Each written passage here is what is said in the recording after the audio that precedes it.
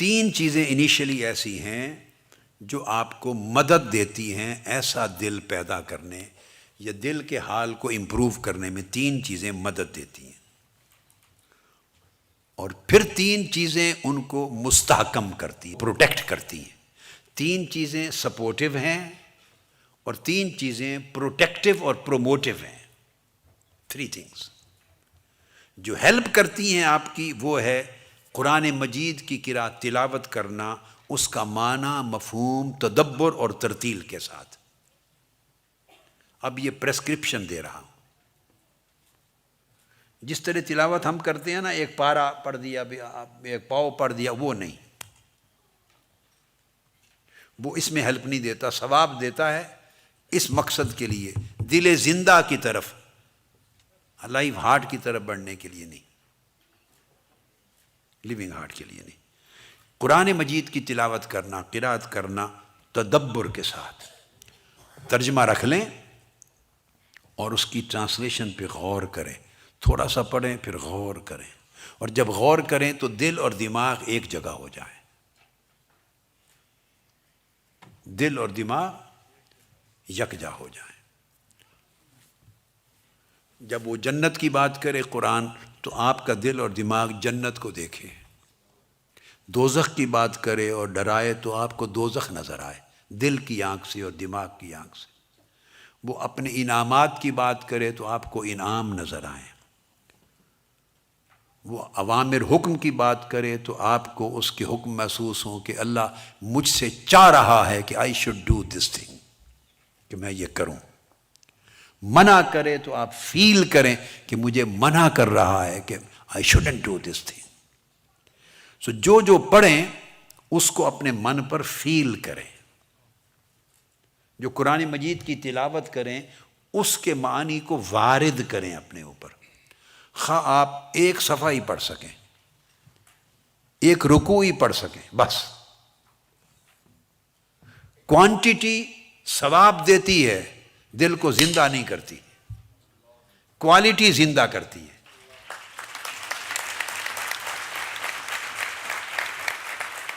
تو جب قرآن مجید کا مطالعہ کریں تو دیکھیے اس طرح دل کیسے زندہ ہوگا۔ یاد رکھ، ثواب کرنے سے، صرف ثواب کی طلب سے نہیں، کثرت سے پڑھتے جائیں تو تراویح کی نمازیں بھی زندگی گزر گئی پڑھتے، قاری بھی حفظ قرآن کرتے ہیں، ختم قرآن کرتے ہیں، شبینے ہوتے ہیں، روز تلاوتیں ہوتی ہیں، اس سے ثواب ضرور ملتا ہے۔ کیا؟ مردہ دل زندہ نہیں ہوتے۔ مردہ دلوں کو زندگی کی طرف لانا اور دل کے حال بدلنے کی ضرورت ہے۔ کیا؟ کہ جب قرآن مجید کھولیں، پڑھیں تو تصور سمجھا رہا ہوں، دس از پریسکرپشن، نسخہ۔ پریسکرپشن یہ ہے کہ جب قرآن مجید کھولیں اور پڑھیں تو اب اس تصور میں گم ہو جائیں، you should get lost in it, اس میں لاسٹ اپنے آپ کو کر دیں۔ کیا؟ کہ یہ اللہ تعالیٰ کا پیغام ہے۔ جیسے محبوب خط بھیجتا ہے نا، اور آپ اس خط کو بڑے ذوق شوق سے بار بار پڑھتے ہیں، اولاد سے محبت ہوتی ہے، اولاد دور گئی ہوئی ہے، بیٹا بیٹی پڑھنے گئے ہوئے ہیں، تو پہلے زمانے خط آتے تھے، اب تو ای میل ہے، ٹیلی فون ہے نا، پہلے خط آتے تھے، مائیں ان خطوں کو اٹھا کے یا پیرنٹس خطوں کو اٹھا کے پڑھتے تھے۔ اچھا، کسی کو پڑھنا نہیں آتا تھا تو وہ گلی محلے میں پڑھے ہوئے آدمی کے پاس لے جاتے تھے کہ یہ میرا خط آیا ہے، ذرا مجھے پڑھ کے بتائیں، پھر بار بار پڑھتے تھے، بار بار پڑھتے تھے۔ اب پتہ نہیں آپ کو وہ زمانے کی کیفیتیں بعضوں کو کچھ کو یاد ہیں کہ نہیں؟ جن کو سمجھ میں آ رہی ہے بات ہاتھ کھڑا کریں، اونچا کریں ہاتھ، جن کو سمجھ میں آ رہی ہے۔ وہ جس سے محبت ہوتی ہے اس کے لیٹرز کو بار بار پڑھتے ہیں، ای میل آ جائے تب بھی بار بار پڑھتے ہیں۔ You read it again and again, don't you do? آپ اس کو you read it again and again. جس سے محبت ہوتی ہے اس کو بار بار سنتے ہیں، جس کو محبت ہوتی ہے اس کو بار بار دیکھتے ہیں، بار بار دیکھتے ہیں، تو آپ سیرابی نہیں ہوتے۔ اور اگر ایک بار دیکھیں، پڑھیں اور اس کے بعد دوبارہ نہ پڑھیں، اس کا مطلب ہے اس سے دماغ کا رشتہ ہے، آپ کا دل کا رشتہ نہیں ہے۔ دل کا رشتہ ہو تو بار بار لذت آتی ہے۔ بار بار دیکھیں. اب یہ جو آپ کو دل زندہ کرنے کا نسخہ بتا رہا ہوں، یہ تو قرآن مجید سے شروع کر رہا ہوں، اونچی درجے کی چیز. اور نیچے اترتے اترتے روز کا ایک خطاب سنیں، ٹی وی پہ لگائیں، کمپیوٹر پہ آن لائن سنیں اور دیکھیں اور سنیں. وہاں سے شروع کریں، یہاں تک آئیں. یہ ساری چیزیں دل کی زندگی کی طرف لے جائیں گی. کنسنٹریٹ کریں، دل اور دماغ کو یکجا کر لیں. دل اور دماغ کو تو جب پڑھیں تو یہ سمجھیں کہ محبوب کا کلام ہے، اور محبوب کا کلام ہے تو محبت سے پڑھیں. تو جب اس کیفیت کو پیدا کریں گے بار بار، اور یہ ایک ایفرٹ ہے، روز کریں گے، روز کریں گے، کرنے سے ہوگا، یہ مسلسل مشق سے ہوگا. یہ ایسا نہیں ہے کہ کوئی وظیفہ دے دوں اس تسبیح کو کریں تو ہو جائے. It's never happen like that. ہر روز کریں گے، اس تصور کو بیٹھا کے سنیں گے، میری گفتگو کو سنیں گے، اس ٹکڑے کو ہی سن لیں، تھوڑا سن کے پھر دیکھیں، کھولیں. اور جب اس میں انٹر ہوں تو آپ پھر قرآن مجید کی وادیوں میں چلے گئے، قرآن گارڈنز میں چلے گئے، قرآن ویلیز میں چلے گئے، قرآن فاؤنٹینز کو دیکھ رہے ہیں. جو کچھ قرآن بیان کرتا چلا جاتا ہے وہ تمہارے اوپر وارد ہوتا چلا جائے. Convert recitation into your feelings. Whatever you are reading, convert it into your feeling. Just read this much. بے شک آدھا صفحہ پڑھ لیں، half a page, 10 verses. کوئی ایک سبجیکٹ ہے،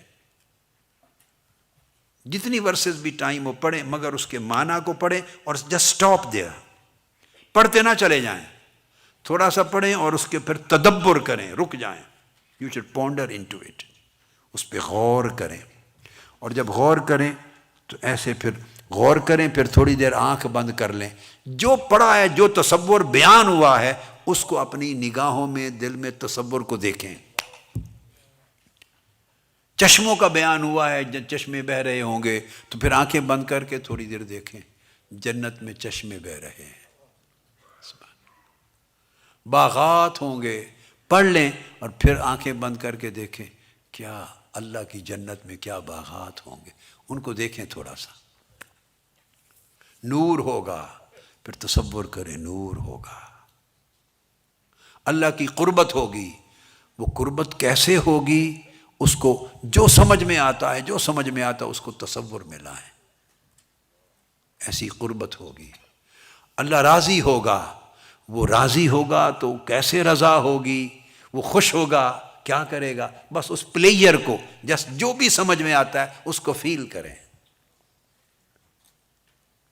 جیسے آپ کا شیخ خوش ہوتے ہیں آپ سے تو آپ کی کیا فیلنگ ہوتی ہے؟ جیسے ماں اور باپ خوش ہوتے ہیں آپ کے عمل سے، آپ کی فیلنگ کیا ہوتی ہے؟ جب اور بڑے دنیا خوش ہوتی ہے، آپ کی فیلنگ کیا ہوتی ہے؟ تو اس فیلنگ کو اندر سمائیں اور پھر دیکھیں. اللہ نے فرمایا کہ اس سے اللہ راضی ہوتا ہے، تو اللہ کی رضا کی فیلنگ کو لیں، محسوس کریں، ڈوبیں. جو پڑھیں تھوڑا سا حصہ اس کے تصور کو سمجھیں، آنکھیں بند کریں، پھر اس کو اپنے اندر اتاریں. یہ ہے تدبر اور ترتیل سے پڑھنا.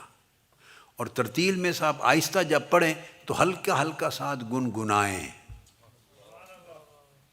ترنم تغنم اپنے آپ ہر بندے کی اپنے من کو راضی کرنے کے لیے ایک سر ہوتی ہے، تھوڑا سا گنگنائیں. مگر وہ کام تھوڑی دیر، آدھا گھنٹہ لگا لیں، 20 منٹ لگا لیں، تنہائی میں کیا کریں. ساروں کے سامنے نہیں گنگنا سکتا بندہ. تو پڑھے، غور کرے، پھر آنکھیں بند کرے، پھر گنگنائے اس لفظ پر. تو یہ اس قرآن مجید کو محبوب کا خط سمجھ سے اس سے دل کا تعلق جوڑے. یہ ہے طریقہ، دل کو جو تلاوت زندہ کرنے کی طرف لے جائے گی اور منور کرنے کی طرف لے جائے گی. ایک نمبر 2، دوسرا، جب آپ اللہ کا ذکر کریں، قرآن مجید پڑھیں اور تسبیح کریں، اللہ اللہ کریں، ذکر کریں، آنکھیں بند کر کے سمجھیں کہ اللہ کے بارگاہ میں، اس کی مجلس میں بیٹھے ہیں اور ادب کے ساتھ بیٹھے. دل پر ادب وارد کریں.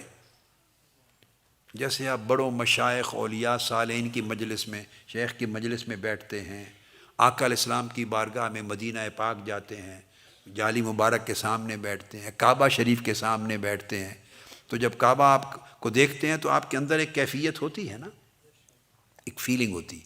روضہ اطہر دیکھتے ہیں آقا علیہ السلام کا، جو ایک فیلنگ ہوتی ہے نا، بس جب ذکر کریں تو کچھ وقت نکالیں روز تھوڑا سا، جس میں قرأت قرآن مجید بھی ہے، اسی میں ذکر ہے، یا دروش جو پڑھیں تو اس کو ادب اور حضوری قلب کے ساتھ ایسے سمجھیں جیسے اللہ پاک سن رہا ہے، اللہ پاک سن رہا ہے، تو آپ اس کے حضور حاضر ہیں، اس کی مجلس میں حاضر ہیں، اور پھر ادب کے ساتھ پڑھیں، اس کو ڈوب جائیں۔ یہ دوسری چیز۔ اور تیسرا، ٹوٹے ہوئے دل اور عاجزی کے دل کے ساتھ اور نرم اعضاء کے ساتھ، طہارت کے ساتھ ہر وقت وضو کے ساتھ رہیں، اور وہ کوئی وقت رات کا یا شام کے بعد کا یا پچھلی رات کا یا مغرب کے بعد کا، جب تھوڑا اندھیرا ہو جائے تو کچھ وقت اس کے حضور، خواہ 2 نفل ہی ہوں، اس کیفیت میں قیام کریں، اور وہ تصور کریں کہ میں مالک کے دروازے پر کھڑا ہوں، اس کے دروازے پر کھڑی ہوں، اس طرح کا 2 نفل ہی پڑھ لیں مگر اس کیف کے ساتھ پڑھیں۔ قیام ہو، قیام لیل مغرب کے بعد کے نفلوں سے شروع ہو جاتا ہے۔ پچھلی رات نصف لیل کا وقت ملے، آخر شب کا ملے، اول شب کا ملے، بعد از مغرب ملے، اوابین جس کو کہتے ہیں، 2 نفل 4 نفل جو بھی وقت ملے، مگر اس میں تصور یہ کریں، جب تھوڑا سا اندھیرا چھا جائے تو تصور یہ کریں شام کی نماز ہے، مغرب کے بعد یہ قیام اللیل کا وقت شروع ہو جاتا کہ آپ اللہ کے دروازے پر، مالک کے دروازے پر کھڑے ہیں سائل بن کر۔ وہ مالک ہے، دروازہ کھولے نہ کھولے اس کی مرضی، وہ مالک، آپ در پر کھڑے ہیں، بس اس تصور کے ساتھ نماز پڑھیں۔ یہ 3 چیزیں ہیں جو دل میں نور کا پیدا کرنا شروع کر دیں گی، کرتے رہیں گے، اس سے دل میں نور پیدا ہوگا، دل میں نور پیدا ہوگا۔ 3 چیزیں یہ ہیں کہ اس سے جو تھوڑا سا حاصل ہوگا، you need protection of that, وہ 3 چیزیں پروٹیکٹیو ہوں گی، اور وہ 3 چیزیں جو پروٹیکٹیو ہوں گی وہ کیا؟ تخفیف المعدہ من الطعام، کھانا کبھی پیٹ بھر کے نہیں کھانا کہ سارا یہاں تک پر ہو جائیں، وہ آپ کا سارا حاصل کیا ہوا ختم کر دے گا۔ کچھ بھوک چھوڑ کے اتنا کھائیں کچھ بھوک رہ جائے، پیٹ کو کچھ خالی رکھیں۔ پیٹ بھرنا دل کو مردہ کرتا ہے۔ اتنا ضرور لیں کہ ریکوائرڈ کیلوریز مل جائیں آپ کو، باڈی کی ریکوائرمنٹ پوری ہو، مگر پیٹ بھر کے نہیں کھانا۔ ون تھی۔ دوسری بڑی امپورٹنٹ تھی، جو لوگ اہل غفلت ہیں، جو بالکل دنیا دار اور دنیا پرست ہیں، جو مجلس میں باتیں ہی دنیا کی کرتے ہیں، دوسروں کی غیبت چغلی کی بات ہوتی ہے، جن لوگوں کی جب اکٹھے بیٹھتے ہیں تو چغلی کریں گے، غیبت کریں گے، اس کی برائی بیان کریں گے، اس کی کمزوری بیان کریں گے، دوسرے کی نمیمہ کریں گے، غیبہ کریں گے، نمیمہ کریں گے، دوسرے کی برائی اور اس کی سیئہ کو دیکھیں گے۔ جو لوگ اور پھر نماز نہیں پڑھتے، غفلت ہے، نماز کے تارک ہیں، اللہ کے ذکر کے تارک ہیں، آخرت کا فکر نہیں ہے، دنیا میں کھپے ہوئے ہیں، جو لوگ اہل غفلت ہیں ان کی صحبت میں نہیں بیٹھنا، یہ راز ہے۔ ان کی کمپنی سے اوائڈ کریں۔ وہ انسان ہیں، مسلمان ہیں، ان سے لین دین ہے، کاروبار ہے، سلام دعا کریں، کاروبار کریں، اس سے منع نہیں۔ کاروبار کریں، لین دین کریں، معاملات کریں، جو چیز واجب ہے دنیاوی ضروریات کے لیے وہ کریں، مگر اس سے بڑھ کر کے ان کی مجلس میں بیٹھیں، ان کو اپنے کمپینینز بنائیں، فرینڈز بنائیں، ان کے ساتھ بیٹھیں، تو جب بیٹھیں گے تو گپ شپ لگائیں گے ان کے ساتھ، وہ گپ شپ دل کو مردہ کرے گی، کیونکہ وہ گپ ساری دنیا کی گپ ہے، اس میں اللہ آخرت کا فکر ہی نہیں ہے ان کی باتوں میں۔ یہ فیصلہ کوئی مشکل نہیں کہ آپ کہیں کہ یہ بھی سمجھاؤں، یو نو ویری ویل کون سی کہ لوگ ایسے ہیں جن کی مجلس میں بیٹھیں گے تو دین کی بات ہو تو بیٹھیں، آخرت کی بات ہو تو بیٹھیں، روحانی تربیت کی بات ہو تو بیٹھیں، خیر کی بات ہو تو بیٹھیں۔ آقا علیہ السلام سے پوچھا صحابہ کرام، آقا کن کی کمپنی میں بیٹھنا اچھا ہے؟ کیا؟ کن لوگوں کی کمپنی میں بیٹھنا، کن کی مجلس میں بیٹھنا اچھا ہے؟ آقا علیہ السلام نے فرمایا 3 قسموں کے لوگوں کی مجلس میں بیٹھنا صحیح ہے، وہ اچھے جلیس ہیں، اچھے۔ ایک، جن کو دیکھو تو اللہ یاد آ جائے، جن کو دیکھو تو اللہ یاد آ جائے، ایک۔ دوسرا، ان کی باتیں اور ان کا کلام سنو تو علم و حکمت کا اضافہ ہو، ان کا کلام سنو، باتیں سنو تو علم اور حکمت کا اضافہ ہو۔ تیسرا، ان کے عمل دیکھو تو آخرت کی رغبت پیدا ہو۔ بس یہ معیار ہے۔ صحبت ان کی رکھو، کام کاج سب سے رکھیں، کام کاج معاملات سب سے رکھیں، مگر صحبت اور مجالست ان کی رکھیں یا ایسا بندہ یا ایسے لوگ جن کو دیکھنے سے اللہ یاد آئے، یا ان کے اعمال کو دیکھنے سے آخرت کی رغبت پیدا ہو، یا ان کی گفتگو سننے سے علم اور حکمت میں اضافہ ہو۔ جس مجلس میں یہ تینوں نہیں ہیں اس مجلس میں نہ بیٹھے، یہ ہے سارا گر۔ تھوڑا سا محنت کر کر کے اتنی کمائی کی ہوگی تو ایک مجلس ساری کمائی کو برباد کر دیتا، تو ساری زندگی آپ اتنا چلے نہیں تھے جتنا پیچھے چلے جاتے ہیں، وہیں کے وہیں کھڑے رہتے ہیں۔ یہ ہے اصل پرابلم۔ آپس میں جب بیٹھتے ہیں تو غیبت کرتے ہیں۔ کمزوریاں کس میں نہیں ہیں؟ تو جس مجلس میں لوگوں کی، مجلس سے میری مراد 8-10 بندوں کا اکٹھ نہیں ہے، 1 to 1 بھی مجلس ہے، ایک بندہ اور دوسرا بیٹھے ہیں یہ بھی مجلس ہے، 1 to 1 بیٹھے ہیں یہ بھی بیٹے مجلس ہے۔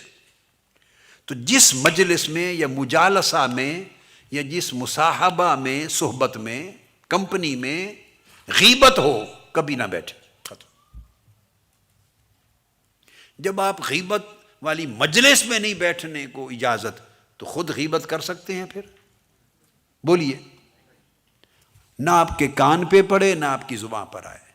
جس میں چغلی ہو نہ بیٹھے، جھگڑا مت کریں، وہاں فساد کی کوئی ضرورت نہیں، اٹھ کے چلے آئیں۔